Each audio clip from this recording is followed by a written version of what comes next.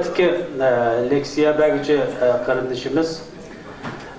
qarindishimiz Hüseyin Tecelli internet xizmati to'g'risida bizga ma'lumot bermoqchi. Ammo vaqtini hozirdan boshlab deb qo'ymay, vaqti faqat 20 minut, uni eshib ketishga bo'lmaydi. Assalomu alaykum. Men mesela 40 minut talep qilgan. Ben o'rug'roq olgandan keyin sizlar 20 minut dedi, tamam dedim. Ama ablatacım kim 25 minut degan. İnşallah sözünü qisqartishga tirishimiz. Sekrep tuğan atını yoki taychaqni deyli. Bağlab qo'ysak minishkergidek bir at bo'lanmaydi. Şoň bizdeki yaşlarım biraz köprek fırsat berishini umid qilaman. Çünkü bu yerga kelgandan keyin eng xushal bo'lgan yerim birisi Qur'ondagi oyatdagi ostidan o'stanlar yiqib turadigan jannatlarda bo'lasizlar degan oyatdagi mush ko'lni ko'rib xushal bo'ldim. Çünkü tağdan töbüdü kölünü qildiganda da beyran qilib abtuzda biraz xotirjamsiz olduk. İkincisi mush yaşlarni ko'rib xursand bo'ldim. Bu kadar yaşlarning kelishini men o'ylab boqmabdi ekanman. Meylen davatımız yaşlar vatanning kelgusi yaşlarga nisbatan biraz e'tibor bersak deb. İnşallah shuning uchun men aslında Yevropani tushunish, tadqiq qilish, tadbir ilish Yevropa xalqi bilan, Yevropa hukumatlari bilan bizning sog'lom diniy va milliy irodamizga uyg'un shaklda bir ijtimoiy munosabat ne qandaq qurish masalasida biraz bir narsa yozib ekan, ammo vaqt munosabati bilan uni bekor qildik. Shuning men o'zimningki xizmat bo'lgan internetdagi da'vat xizmat to'g'risida biraz to'xtalib o'taman inshaalloh. Men Gollandiyadan keldim. Aslında qarindoshlarımızga vatanning salomini olib keldim deyalayman. Çünkü meningki kunda internetning oldida o'tiradigan vaqtim 5 soatdan 8 soatgacha. Bu ustozlarningki yardım bilan, ustozlarningki yo'l yo'riqlari bilan, shaxsan Ma'rif dernekininki qo'llab quvvatlashi, yo'l ko'rsatishi bilan bu xizmatlarda bo'layotimiz inshaalloh. İnternet bugungi dunyoda nihoyat muhim bo'lgan bir ilm shakliga kiryapti.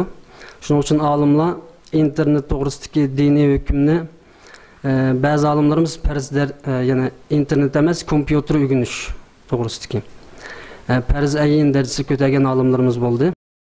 Ba'zi olimlarimiz vojib qatorida hukm berdi, ya'ni cho'qim kompyuter o'rganish bugungi dunyoda mavjudligimizni, dinimizni, madaniyatimizni bütün nesrimizin saqlashda cho'ng bir rol o'ynaydigan bir vosita ekanligi to'g'risida. Shuning uchun internet islom hukmida yani mo'tadil bir fatvoni qo'llansak, yani internet emas, kompyuter o'rganish va uningda ijobiy dinga uyg'un shaklda xizmat qilishningki bo'libmi da'vatchilar uchun vojib ekanligi to'g'risida hukm olamiz inshaalloh.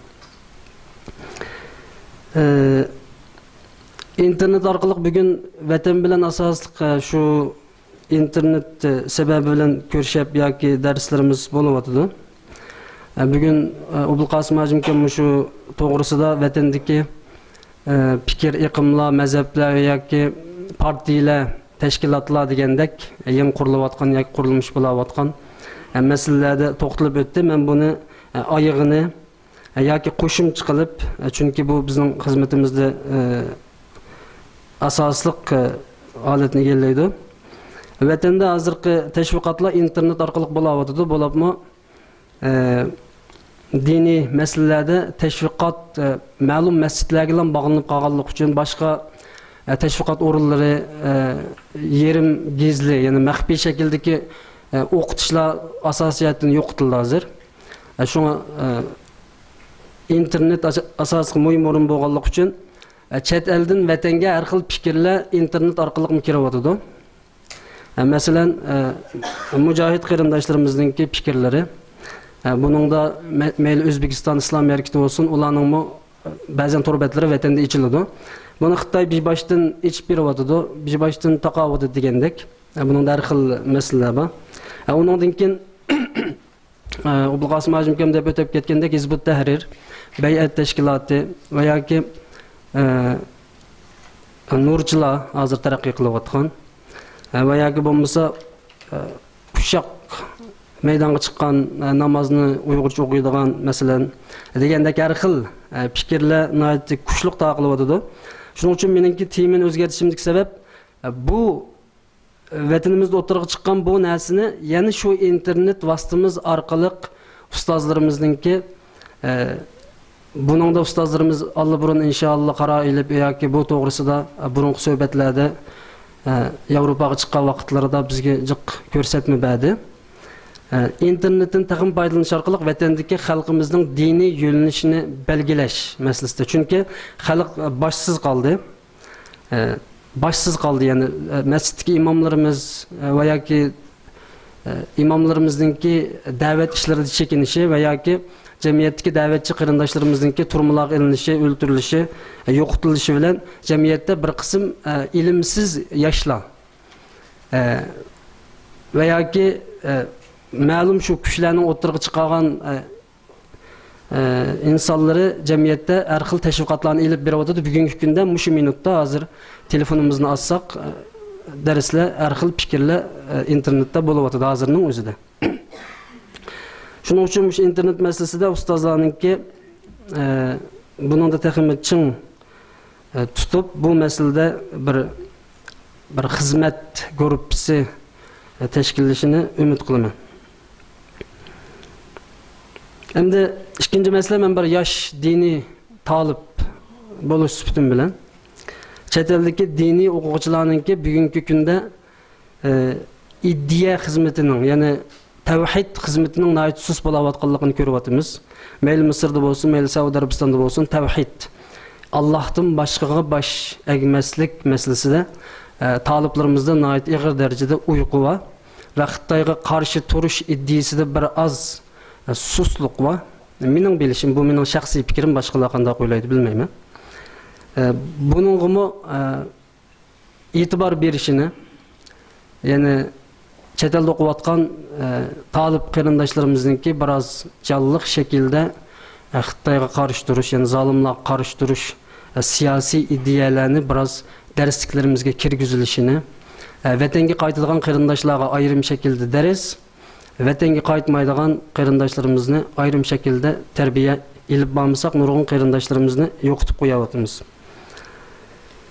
Bu masalaga jiddiy qarashini umid qilaman. Ondan keyin hidoyat lozimkim birinchi kuni bu yerda bir yig'inimizdan keyin bu faoliyatimizning asosiy maqsadlaridan birisi ruhiy islohot, badaniy islohot, fikriy islohot degan bu 3 narsani o'tirg'i qo'ydi. Undan boshqa ustozimiz Abdulhakim Xonmaqsum hojimkam İnnallâhe la yugayyiru ma biqavmin hatta yugayyiru ma bi anfusihim ayeti asaslık merkezi iddiye kılınıdı dedi. Hemen bu yerde bu ruhi islahat, bedeni islahat ve fikri islahat meselesinde ruhi islahat doğrusu da yaşlarda buluvatkan hazırki hayacan, hissiyat degen bu ilim bilen birlikte hareket kılıvatkan ve bu hissiyat ve hayacanınki neticesinde hata, xahiş, hata, fikri, hata yoluna kirip kılıvatkan bu meseleni akli, dini ilimler bilen birlikte juğurup bu hissiyatını, hayacanını cesaretke aylandırışını bunun da yaşlığa bir hizmet köbrek hizmet işlep berişini bulup mu yadımdan çıkıp kalmışsın şu fırsattan paydalanıp şu bu yerden kirip ketkiçe şu yaşlarımızın sağına xeyli köpken ayrım bir alahide qarab bir hizmet işlişini yani beraber yaşlarımızdan bu sözün anlaşını ümit kılımı inşallah. Endim bu ruhi islahat ben bu aslında ügengilik agentim ama bizde bombası bombaydıgan yani bir narsa bombası bombaydı yani cesaret. Çünkü ançımız hayatımızın ötede cesaret bombası davamlıq keyinlik çekindikemiz, ruhi kuvvet bombası keyinlik çekindikemiz. Şuna yaşlarımızdaki kuvvetimizni, cesaretimizni üstün holatda bo'lib tavhidga bog'lashini, Allohdan boshqa hech qanday bir kuchdan qo'rqmaslik, uning egilmaslik deydigan bu narsani bo'libmi yoshlar va bizning qarindoshlarimizningki bu narsaga alohida e'tibor berib, qalbiga mustahkam o'rnatib, jasorat degan bu narsa har kun, har minut qinimizda eqib turishini men umid qilaman, chunki bugungi munofiqlik masalalari chet ellardagi setilxo'rliklar Xitoyga qarshi kurashninki boshqa taraflarga yo'tkilib ketishi, ya'ni zulmdan boshqa taraflarga yo'tkilib ketishi, jonliq va jasoratlik masalalarda biroz tuvallab ketish masalalar bo'lganligi uchun buningda ruhiyatimizni bakma isloh qilishimizni umid qilaman, ya'ni tavhidga bog'langan shaklda. Undan keyin biz to'lg'an vaqtimizda qulluqning ustiga tug'ildik, ya'ni sun'iy bir qulluq. Qulluqni qarindoshlarimiz orqali tushunishi mumkin. Ya'ni biz tug'ilsak, bizning vatanimiz ishg'ol ostida ekan.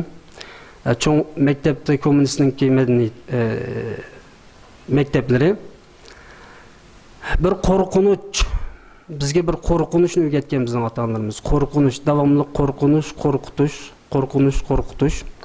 Bu narsadan hozirgacha qutulanmayotimiz. Bu qo'rqinchdan qachon qutulamizga deb izlanyapmiz inshaalloh. Nurg'un qarindoshlarimiz qutuldi, bo'libmi cho'nglar ustozlarimiz buningda masala yo'q, chunki qo'rqinchdan qutulish zanjirini uzib tashlashdan keyin endi amaliy harakatga aylandi ekan bu xizmatlar. Ammo qarasak shu mayli namoyish kelmaganlar bo'lsin, mayli vatanimiz uchun, dinimiz uchun Xitoyga qarshi mujodilimizda buningga qatnashmayotgan qarindoshlarning ko'pinchisi bir qo'rqinch borligini his qildim. Qo'rqinch, jasorat. Yani bunu jasoratga aylantirishini. Bo'lib hozir Yevropada bir xatarlik bir holat shakllandi. Kelgan kun qarindoshlarimiz bilan paranglashgan edik. Yevropada masalan men Gollandiyaga borgan vaqtimda 1000 ga yaqin Uyg'ur bor ekan, hozir 2000 ga yaqin deb bilaman, mening shaxsiy tushuncham. Biz namoyish chiqqan vaqtida 100, 150, 130 ashundaq chiqatdik. Keyin hozir 70, 80, 50, 60, 40, 30 ga tushdi. Hamda Gollandiyada hozir to'xtamay pasport beryapti. Asosan pasport berishga boshladi. Nurg'un qarindoshlarimiz ap bo'ldi burun kelgan. Hamda yangi kelgan yosh qarindoshlarimiz 4 yil, 3 yil, 4 yil qadam qo'ydi, oz kundan keyin oladi. Bu ilish bosqichida cho'nglardan nurg'unlar millatning kelgusini o'ylamasdan vatanga qarab yo'l ichiyotdi. Vatanga berishning islomdagi hukmining nima ekanligini men bilmayman.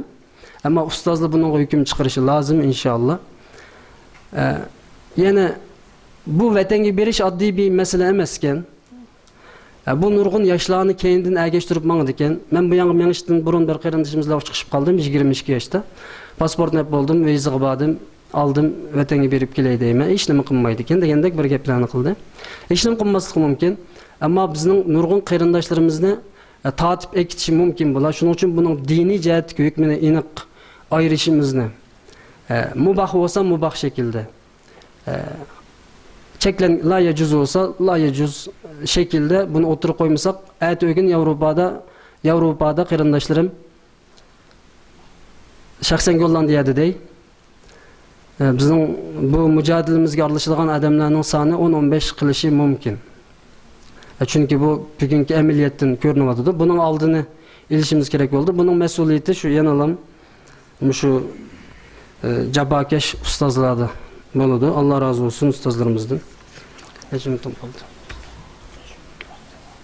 Tamam. Meni oldirib qo'yib shuni biroz temadan qochib o'taman. İkinci mesele yoshlardagi fikrlarni o'tirg'i qo'ydirish orqali tafakkurni qo'zg'ash masalasi. Masalan bizning shu internet qilayotgan xizmatimiz tafakkurni qo'zg'ash. Ya'ni chunki bizning tafakkur ruhiyatimiz o'lgan, hatto mishalki munozirlarni to'g'ri tushunmaydigan holatda bo'lib qilyapti. Bu masalan Gollandiyada har kun oqshimi, haftada 5 kun bir televizorda to'xtamay munozir qiladi. Tushunmasakmi ko'ramiz. Hammamiz o'zining gapini qildi. Bu insonning tafakkurini mengisini ochadigan ajoyib cho'ng bir vosita ekan bu uchun munozir qilish, tortish degan narsa.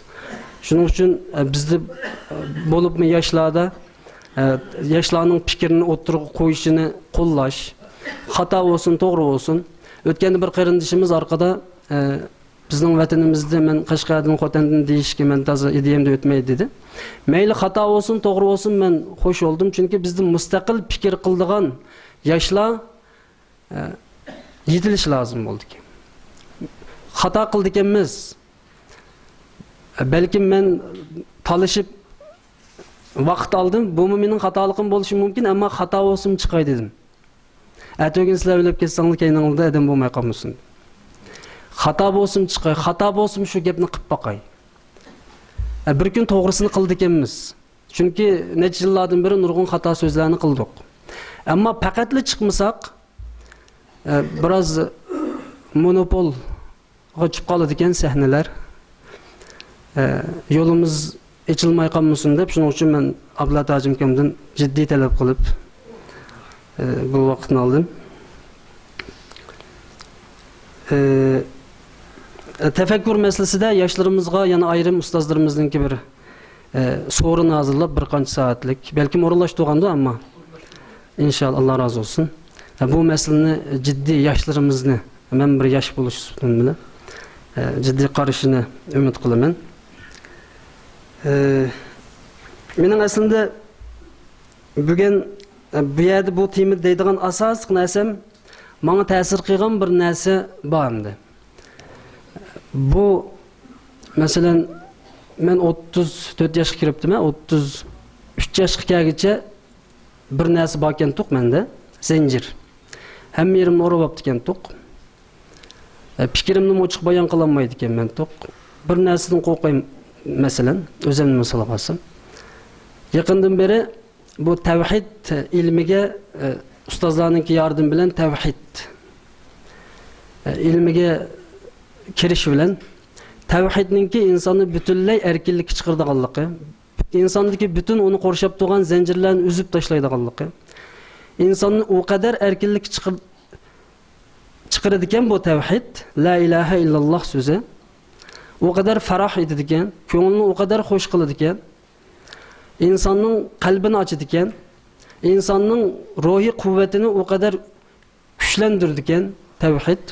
Tavhidning asl mohiyatiga qaraydigan bo'lsak, bizni odam qildigan va bir yo'lvosga aylantirdigan. Balkim bu yo'lvosga aylanish bugungi yoshlarda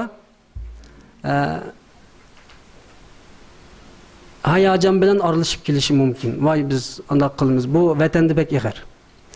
Abay Obul Qasim Hajim deb o'tib ketdi. Takfirlik hukmini vatandagilar asli tushunmaydi.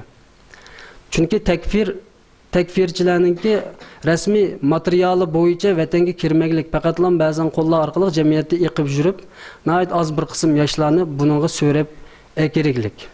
Nima uchun bu takfirlik hukmi o kadar taraqqiy qiladi va yoki Hizbut Tahrir taraqqiy qilib ketadi? Hizbut Tahrirningki akagan zini biz cho'ng bo'lgandan beri ajoyib cho'ng. Chunki men uningga qatnashuvchilarning birisi bo'lib sifatim bilan. Bizning do'stlarimizning hammani 10 yil, 15 yil muddatsiz o kadar ko'p kesib etdi. Xitoyningki markazlik Uyg'ur xalqidan chiqqan haqiqatchilarni, mujohidlarni, yoshlarni turkumlab yo'qotish planida Hizbut Tahrir nəhayət çoğ rol oynadı.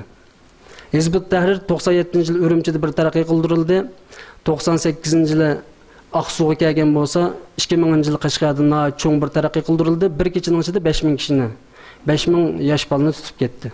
2000-ci il biz şu vatanda, biz şu holatda ayrilgan bolduq. Yəni bu şəkildə Xitoy har xil vositalarni qo'llanib, suiqasdlarni planlab bu Hizbut Tahrirning materiallarini Uyg'urcha bütün materiallarini topqil oldi. Buning boshlig'ini qilolmaydi. Bu tashkilotning o'rni qayerda, uning tashkilotning bosh sistemasi qayerda, uni qilolmaydigan. Shundaq bir sayyori shaklda Xitoy foydalanib bizni nurg'un falokatga uchqatdi. Ham bugungi kunda uchqatyapti. Bugun yana mening shaxsiy fikrim, nurchilar o kadar bir suiqasd planlaydigan va yoki boshqa bir shakldagi bir jamoat emas, mening shaxsiy fikrim. Ammo bizning xalqimizningki Abu Hanifa rahmetullahi alayhining mazhabida yashab kelayotgan bir xalqni bugungacha dunyoda eng pokiz xalq biz endi. Meyli Pakistan çıkaylı, meyli Türkiye, meyli Saudi Arabistan, meyli Mısır, meyli başka yerlerde olsun. Bundaq pakiz bir xalq yo'q ekan biz chiqib ko'rdik meylen bilimiz uni.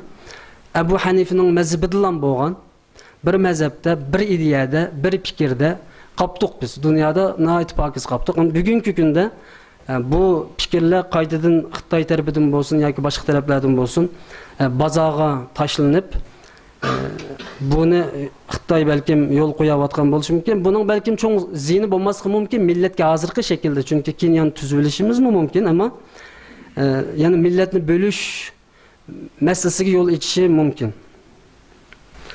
Yani bedendeki zincirini üzüp taşlaş.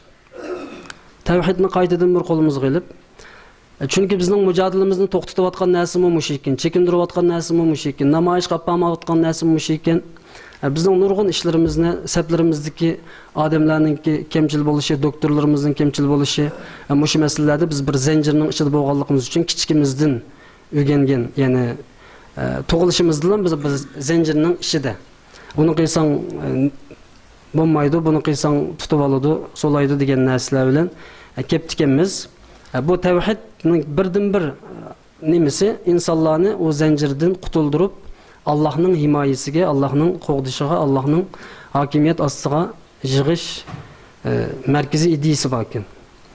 Shuning uchun bütün qarindoshlarimizningki so'zimning keyinda o'zim kichik bo'lsammi cho'nglarga bu kadar sözleşke Allah Teala nasip kıldı. Allah Teala rahmet kılsın emeylenki bu kadar söz beriş belgelikiye. Ama şu bedenideki bulup mu birincisi bedendeki zincirini üzüp taşlaş için biraz ameli hareket kılış gidiyordu edekenkidek. Ruhiyetimizdeki korkunçtan ibaret bu zincirini fakat üzüp taşlaşımızını Allah'tan dileymen. Subhane rabbike rabbil izzeti amma yasifun. Ve selamun alel murselin velhamdülillahi rabbil alemin. Esselamu aleyküm. Kardeşimiz Hüseyin Tüccarlı'dan Allah razı olsun. Sizlerine rahmet. Bek uzun sabır kıpırdınlar. Allahu Rabbi vahidun ve ana bizalika aşhedu la mabda'i ve asulu بالرغم مما يجحد وشهادتي أن لا إله سوى إله العالمين بعث الرسول